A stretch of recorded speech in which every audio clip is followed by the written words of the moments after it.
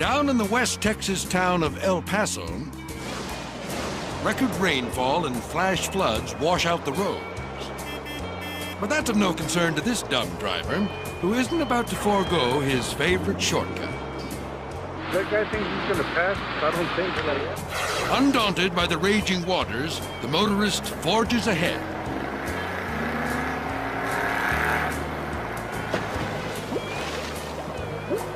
He must think he's in the carpool lane.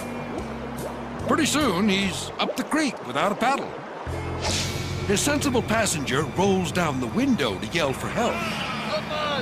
But water pours in and the car starts to sink.